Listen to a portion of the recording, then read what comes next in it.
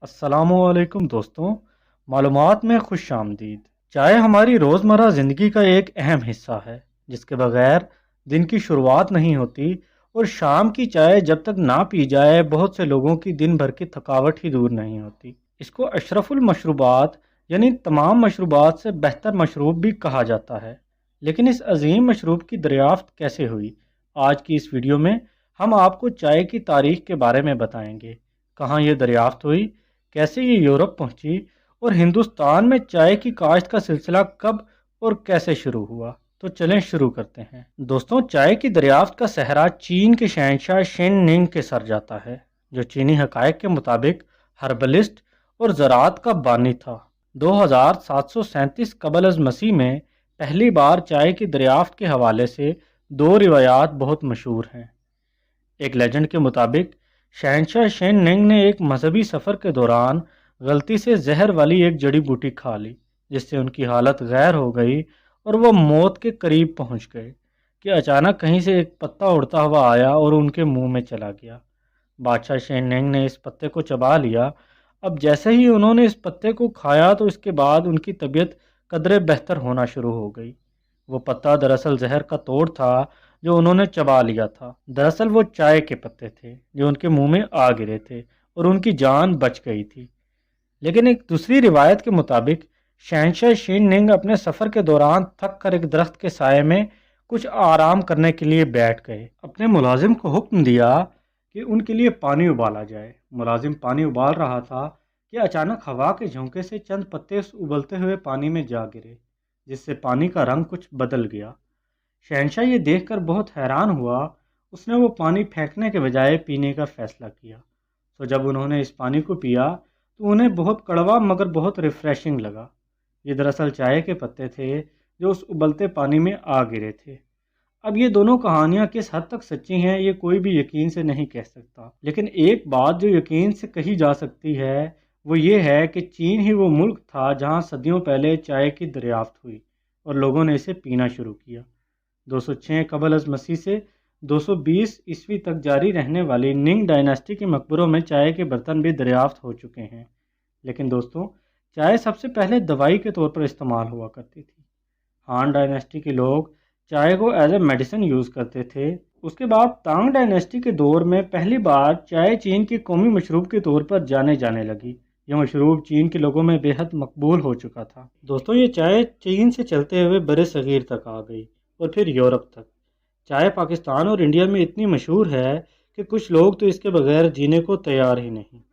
چائے پر بھرپور social media پر پوسٹیں بنتی ہیں جس میں بہت قسمیں اور وعدے بھی شامل ہوتے ہیں۔ لیکن چائے ہم نے پینا شروع ہی کیوں کی؟ جب ہم چائے کی بات کرتے ہیں تو مینلی اس میں پتی ہوتی ہے جس کو خاص پتوں سے تیار کیا جاتا ہے، جس کو کیمیلیا سینیسس کہتے ہیں۔ اس میں دودھ اور چینی ڈالی جاتی ہے جس سے ایک ایسا ٹیسٹ بنتا ہے جو دنیا کے لیے اربوں روپے کا بزنس ہے۔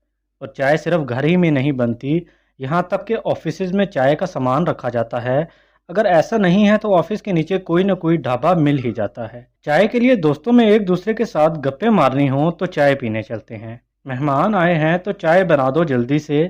رشتے ہوتے وقت لڑکی کے ہاتھ کی چائے پلائی جاتی ہے۔ محاوروں تک میں چائے پانی یا ہمیں تو چائے تک نہیں پوچھی جیسے الفاظ استعمال ہوتے ہیں۔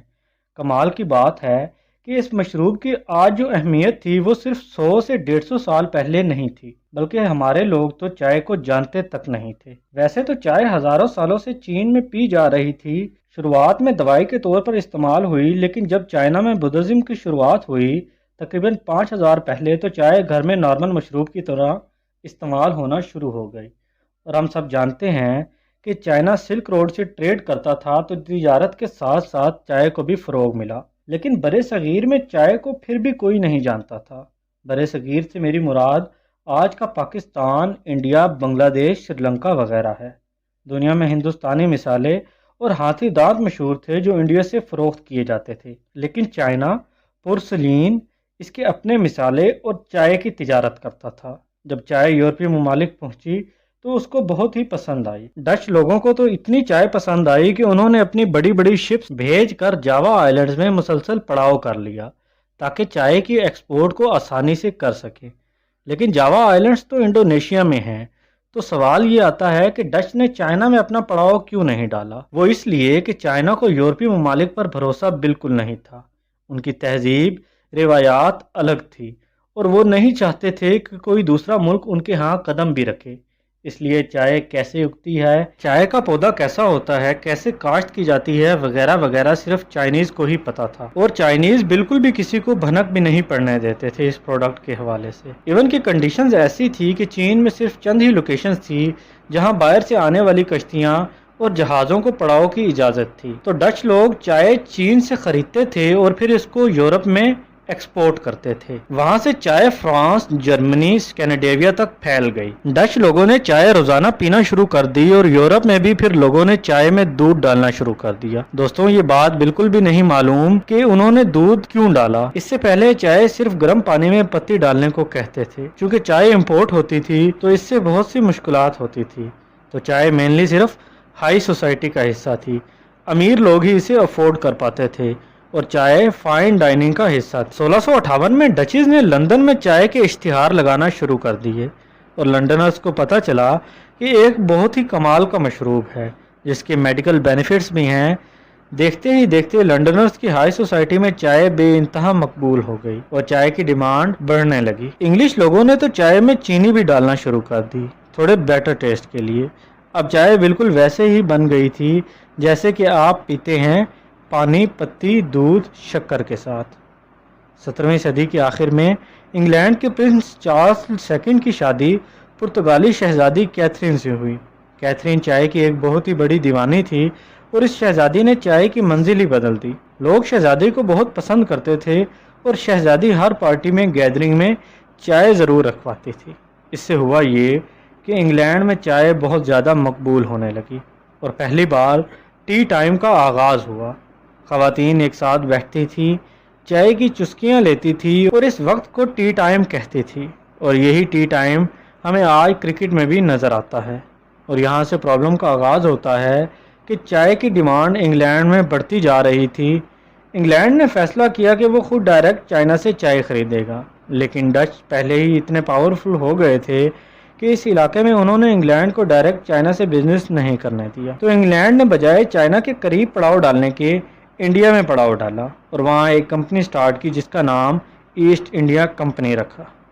By the way, east India company सिर्फ चाय के लिए नहीं आई थी बल्कि वो इंडिया के मिसालों और हाथी दांत में भी बहुत दिलचस्पी रखती थी। इंडिया में जहांगीर बादशाह ने उन्हें अलाउ किया और वो अपनी कंपनी यहाँ खोल लें और तिजारत करें, जबकि चाइना ने इन फरंगियों को दूर रखा और चीनी ज़मीन पर बिल्कुल भी तिजारत करने नहीं दी। यहाँ एक बहुत अहम बात बताता चलूँ कि चीनी चाय के एवज चांदी लेते थे। यानी अगर किसी को चीन से कुछ खरीदना होता था तो सोने या चांदी में डील हुआ करती थी। और इंग्लैंड ने इस दौरान इतने ममालिक में अपनी टांगें अड़ा रखी थी कि इंग्लैंड के पास चांदी ख़त्म हो रहा था जबकि चाय की डिमांड बढ़ रही थी।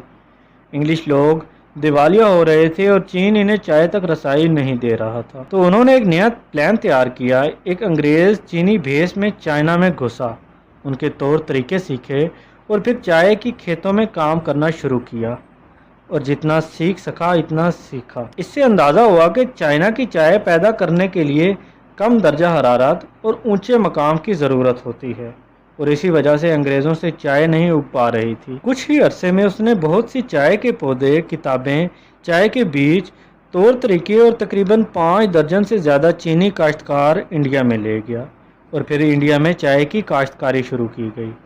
सिर्फ 50 सालों में इंग्लैंड ने चाय की सप्लाई को काबू कर लिया और फिर 20वीं सदी तक भर कर चाय की तिजारत इंडिया से यूरोप की तरफ शुरू कर दी। अब तक बड़े सगीर में चाय आम नहीं थी तो अंग्रेज़ों ने सोचा क्यों ना कि इन लोगों को भी चाय का आदी बनाया जाए और चाय बेची जाए। तो उन्होंने बस और रेलवे स्टेशन पर ढाबे खोले और जगह जगह चाय बनाने के तरीके पढ़ाए जाने लगे और ये भी मार्केट किया कि चाय बहुत हेल्दी होती है और इसके मेडिकल फ़वाइद भी होते हैं। और तो और अंग्रेज़ों ने चाय की आदत लगाने के लिए मुफ्त चाय पिलाना शुरू कर दी। एक तो बहुत ही हैवी मार्केटिंग की गई कि नाश्ता चाय के बगैर मुमकिन ही नहीं और दूसरी तरफ चाय फ्री में दी गई जिससे चाय हिंदुस्तान में बहुत ज़्यादा पॉपुलर हो गई। कुछ ही अरसे में लोगों ने इस चाय में अपने मिसाले मिलाना शुरू कर दिए जैसे इलायची, दालचीनी, काली मिर्चें, अदरक वगैरह वगैरह और सिर्फ 10 सालों में ही चाय का बिजनेस बढ़ गया।